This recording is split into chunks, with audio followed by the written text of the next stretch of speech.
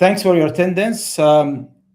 This is Ali Salarian, broker of record, REMAX Success Realty, and today I'm going to talk about a news was break out yesterday. Talks about an acquisition by the Real brokerage, and uh, REMAX Holding or REMAX LLC, which is the parent company or the company, the franchise of REMAX Success Realty and all franchisees. And it's based in Denver, Colorado, in US. So many have questions here, and a lot of rumors was before that, and even with the when the news break out yesterday, many could not read it properly. I'm talking about many, whether they are the public or the members of REMAX or the industry licensed agents, or some broker owners as well. Unfortunately, I'm going to talk today as a former corporate banker and put my experience and analysis into that. And I have some questions here I can relate to. Meanwhile, if there is any question, I'm happy to read them out. So, and I'm going to start with the questions right away. After a little bit introduction, and just I'm preparing it here. Okay. So the introduction is the news says the Real brokerage acquires REMAX LLC, and then there is no much information in terms of the amount.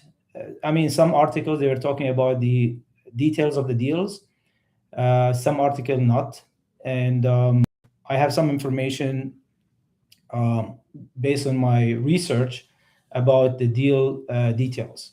Okay, so let me start with a question. When I go through a question or Q&A, we will be answering the um all question, or we're putting the story or narrative together, because I would rather love to put it in Q&A rather than just say a statement.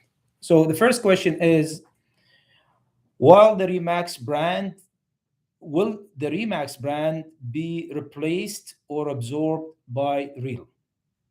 Okay, will the Remax brand will be replaced or absorbed by the Real brokerage? First of all, let's explain why this transaction happened.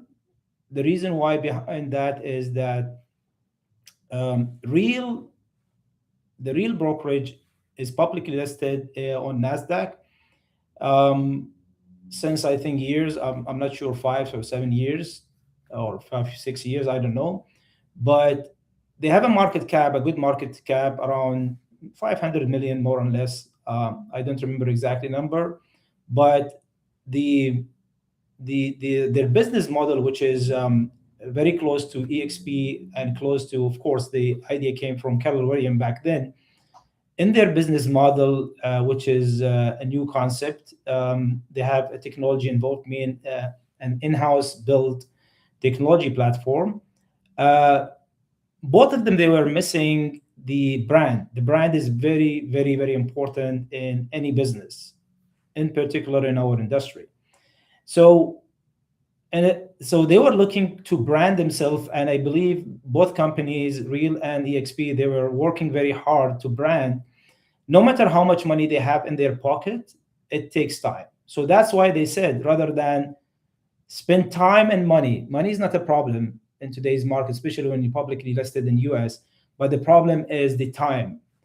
Time is a problem. So you need 50 years, probably more or less, Remax spent to build this very, very, very strong brand. So the deal was all about Real wanted the brand. So why would Real replace its own brand with Remax, where the Remax is the brand?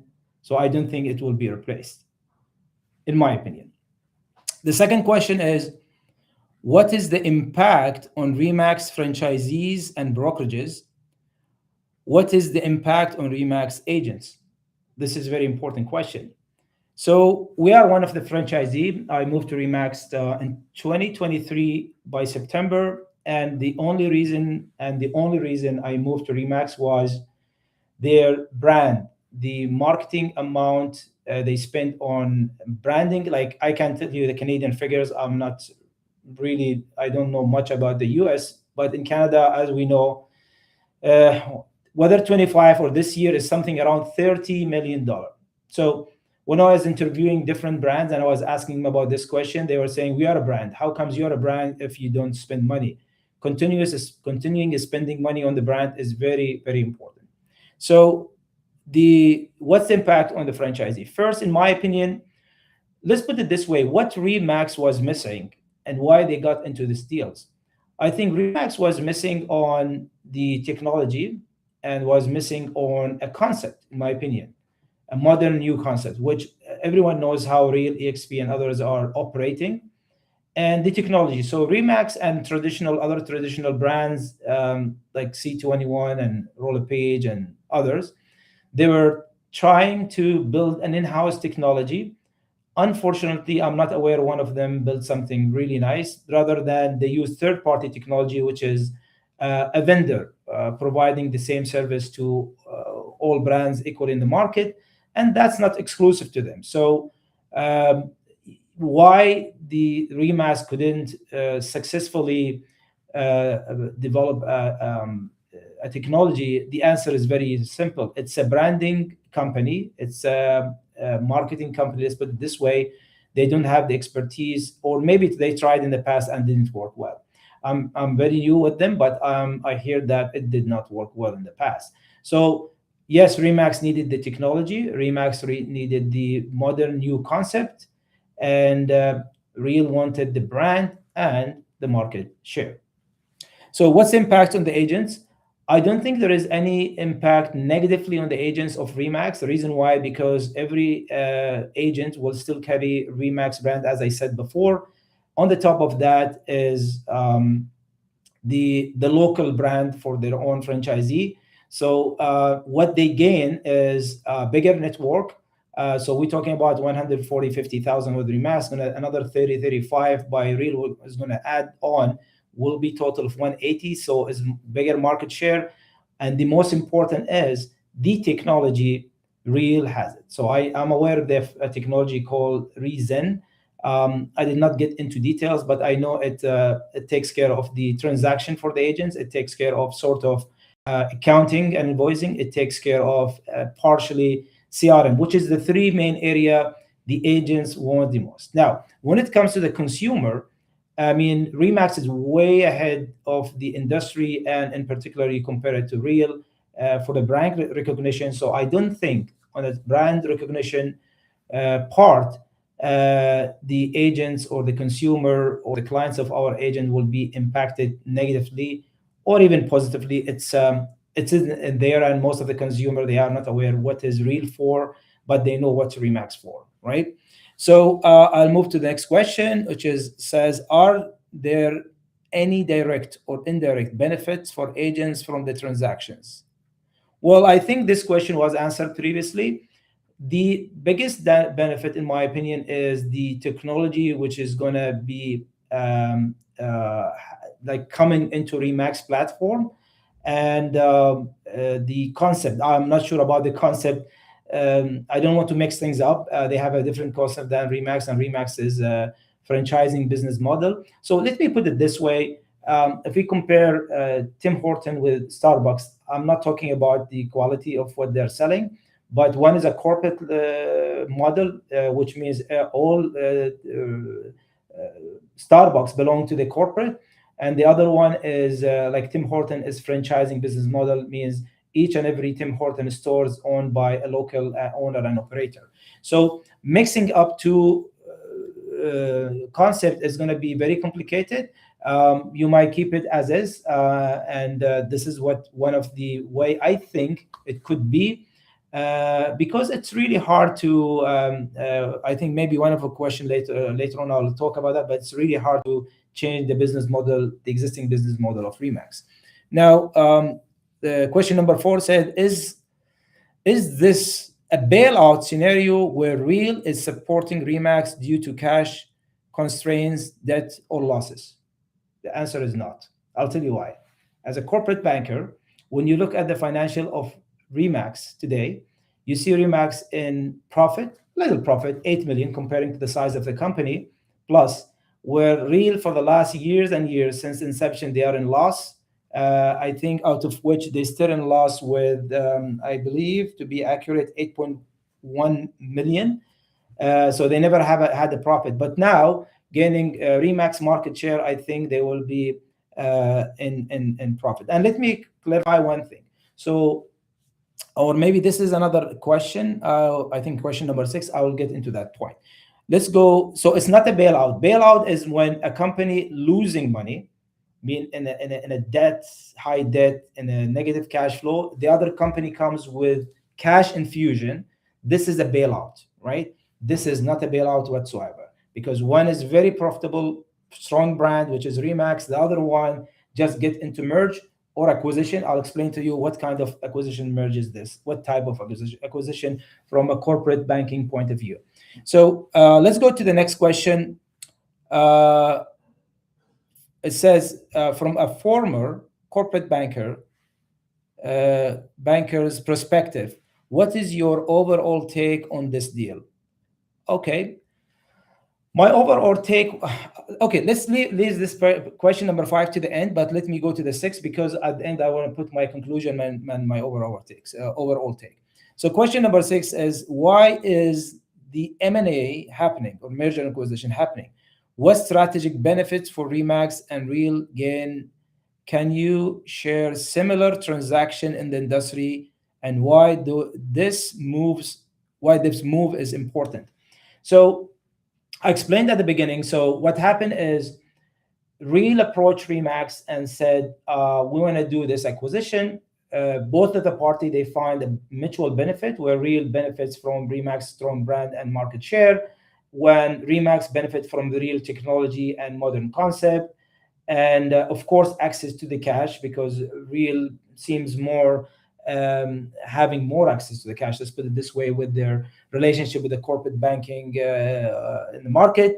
So it is a strategic partnership for both. But what happened is there was no huge cash payout from here to the other side. So what happened is they formed a new company called Real Remax, whatever holding, let's call it, or Real Remax Group. This new company is where Remax is going to have 41% of the shares and Real will have 59% of the share. So that's why I call it a merge and acquisition, right? It's not just an acquisition. So, and what's the exchange? So both of the and there is a cash into this. Let me read out. So I think there is $60 to $80 million cash paid by Real to Remax. It's not significant at all. And the rest is setting up a new company, 41, 51, 59 partnership basis. I don't want to get details of the shares and all of that, but this is how it happens. So if I go back to the question, is this important? I think I answered that before. It is very strategic. And myself, I would say from now, I'm supporting this. And I was looking for this, to be honest, in the past, because my observations since 3 years, joining Remax, looking at the financial, and not just only Remax, the market financial of other companies and what's happening, especially in the last 2 years, and the trend and the technology and everything is happening in the market. What happened, for example, Compass acquiring the Anywhere Group, which is including C21, Better Home Gardens, Coldwell Banker, Sotheby's, I think, and one more. So that kind of acquisition, which was the biggest in the industry, still they're working on it with the security authorities in the US, as going to be the same story for Remax and Real. So that kind of acquisition ended up with 350 plus agents, which is significant market share. The same thing is going to be for Remax here. So this is very important and strategic move, in my opinion. And so let's industry example. So industry example, if you remember GM, General Motor, as an example, taking over other brands like Chevrolet and Chrysler. Example. Did they change the brand? No, they kept the brand the same. They operating under GM Motor as a holding company, or maybe they have a holding company operating all under that. I'm not aware of that, but this is the best example I'll tell you. Now, further into that, I don't know if you own a General Motor, any General Motor or Chrysler or Chevrolet product. If you look at the parts inside, I would tell you maybe 90% up to 100% the same. So what is different is the brand and the design. The brand and the design. So what's going to happen between Remax and Real? In my opinion, it's going to be the same concept more or less. So you will see a lot inside between Remax and Real, more into Remax parts, which is, let's say, the technology and system and software will be migrated from here to there, like a platform. Let's put it this way, which is same example of the part of GM, Chevrolet, and Chrysler. And brand will stay the same. I don't think they're gonna because they bought the brand, they did all of things for the brand. I'm talking mainly about Remax as a brand. What's gonna happen to the Real as a brand? I don't want to underestimate their brand. I might give another example as a Toyota, where it has a Lexus, let's say, and Toyota as a company. Maybe they will make it an elite brand or something like that. But in my opinion, maybe down the road, even the Real brand will be kind of gone because it's very new. Nobody knows much about it. Remax is the one. So I don't want to say on behalf of the decision maker in the in the group, but this is the way I look at it. Now, let's move to the question number 7. Is this acquisition merge or combination of both? Is it merge or acquisition or combination of both? The Real brokerage buying Remax. I think I answered that. It's kind of combination of both. Technically, it's a merge and acquisition because there is an acquisition happened between Remax and Real. The merge and acquisition when they formed a new company, which is called, I think, Real Remax Group at 5941 partnership. So officially it's acquisition, but technically it's merge and acquisition. This is how I call it, right? And there is no bailout. That's very important. It's very strategic. There is no a lot of cash involved into this, and it's exchange of shares somehow, and forming a new company and having a partnership into that. So we go to the question, as a former corporate banker, what's my take? Okay. So my take, as I said briefly, I observed that. I was talking about that. Again, I'm a newcomer to the group. Maybe I don't have any voice, but I think somebody heard my voice. The Remax as a network needed a significant change, strategic change, because they could not, with the technology, they could not catch up with the technology, unfortunately. The reason might be they could not attract someone who's innovative, could be one reason. The second reason could be the current management, and we know the founder himself could not get into understanding with a different generation, and whether it failed or didn't work well. But when a company like REMAX sees their market share is somebody stealing from their market share, let's say EXP or Real. And by the way, EXP has gone down 20,000, and there is a new company called LTB came, sold most of the EXP's agent, and back and forth this is happening. But they find out that they need kind of a strategic partnership, let's put it this way, and with someone, I think Tamer, the founder of Real, is very modern, very into finance, very innovative. I don't think they can hire him, but they can get in a partnership with him. So that's why I think this happened. And my take is I support this, and it should have happened a long time ago, but it's happening now, and it's a value added, and it's going to benefit everyone. Now, one more thing is about many, they are thinking about what's going to happen to the franchisee. Are they going to turn it to corporate? Let me give an example of this. If a new owner of a building comes and take over and he has 10 or 100 or 1,000 tenants signing a contract already, there is a contract in place, do you think the new owner can terminate all contracts? Unless there is a clause says a 60 days termination, I don't think so. So most of the franchisee, they have an agreement. We call it franchising agreement. It could be 5, 10 years, depends how long, how old, and it's not easy to get rid of that unless otherwise they want to buy out that those companies, and you need a lot of cash. Some they might say, no, I'm not selling to the corporate if the corporate want to take that. It might be a model like Royal LePage. They have a corporate side and then they have a franchising side. But the way it's structured right now, I see it two separate company, a joint venture strategic, a lot of sharing. REMAX will benefit from the technology, from the modern concept. Real will benefit from the market share and the brand, giving that Real use REMAX brand in order to attract more agent and move on because they are looking for market share, in my opinion. Another things before I to go, I want to talk about is I put a note here. So what's the okay? There is something in the finance world. If you look at the many people, they say, how comes real market share is or cap market cap is 500 plus and REMAX at 300, 350. I don't remember last time what was that. How comes this company with more agent, more profit, has less market cap than the other one? Let me explain something to you in the capital market.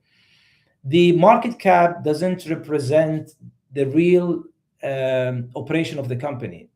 It is a value of the company based on the investors. So most of the investors in today's market are looking companies, any companies associated with the technology, and they like to invest and bet on those companies, which is in this case, Real, EXP, whatever. But a company like REMAX focusing on operation, they have very successful agent, the best agents, profitable so far. They had little loss in their history, few years, and they could recover. But at least with this market, they are doing a profit and expanding. However, the market cap is down because of that fact. So the second thing, the business model, because if you look at the revenue of Real and revenue of REMAX, there is huge difference and gap. That one is in a billion, and this one I think in millions. I'll tell you why. The business model of REMAX LLC or REMAX Holding is totally different than. So the franchising business model, they make money out of the brokerage percentage of the revenue, which is the commission in our industry. So which is a smaller, way smaller, could be 5%, 10%, whatever it could be, where Real as a brokerage, they look at the revenue, entire revenue coming to them as a revenue. So when you imagine the revenue of the brokerage is higher than the revenue of the franchisee, I mean than the franchisor. So that's why you see the turnover or revenue is higher. So one is taking a percentage of the brokerage cut. The other one is taking the entire commission cut from their own agent because they're acting as a brokerage. So that's why you see different revenue, and based on the revenue, the market value, estimated market value for the investor comes into the picture. So I hope I covered everything here. I'm looking if I have any more notes. I don't want to make it more complicated. However, I wanted to say everyone is talking, rumors are there. And by the way, I want to answer to the rumor previously said Keller Williams would like or approach REMAX to acquire. I didn't think that's going to happen if it's true. The reason why, how comes a strong brand come when acquire another strong brand? So what's the game plan? Two strong brands together? I don't think so. So probably one brand want to take over the other one and bring it down forever, which was not the case with REMAX. That's why, if that was true, it didn't work. But in this case, is like, look at the Compass and C21 and Keller World Banker. I don't think they will kill those brands, and they're going to keep it. And that's the case with REMAX and Real. Overall, nothing changed. Business as usual for Remax members, in my personal opinion. And that's my opinion. I'm very good at this. It's going to be very, very positive. Let's see how the implementation is going to be, how smooth the transaction is going to be. And remember one thing, it has to go through the security authorities in US to be approved. Such big transaction is not easy. So, will be any change in the management, whether in Canada and US? I would say yes. When the merge and acquisition happen, always there's a change happens. Would be any change for the agents in terms of their commission and the structure and everything? I don't think so, because that's going to disturb the franchising business model. And yes, they might see change in terms of a new technology platform, a new um, training method of doing business. By the way, Real is very more engaged into the social media, engaged into the training, engaged into uh, learning mostly. But Remax Agent is still doing way better than Real in the market, and that was the power of the brand. But now we got both the brand and the technology. Thanks for your listening. And if you have any questions, I'm watching the chat. I don't see anything so far. This is going to be recorded and it's going to be shared. I don't want to go above 30 minutes. And now I think within we are 30 minutes. And I will try to read out if there is still anyone is having any question, or if I missed any question.